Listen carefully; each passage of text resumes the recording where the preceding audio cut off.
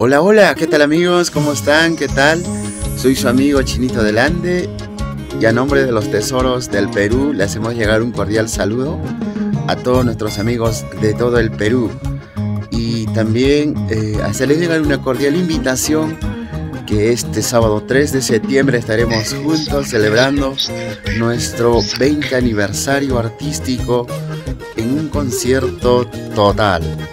Una noche de mágica celebración, de hecho con un concierto solo, solito, solo, todas las canciones en escena contigo. Y bueno, es el único concierto de este año 2022 en Lima. De acá ya no regresamos hasta el próximo año a la capital, así que señores, así que amigos, no se olviden, el reencuentro es este sábado 3 de septiembre en el complejo Santa Rosa de Santa Anita.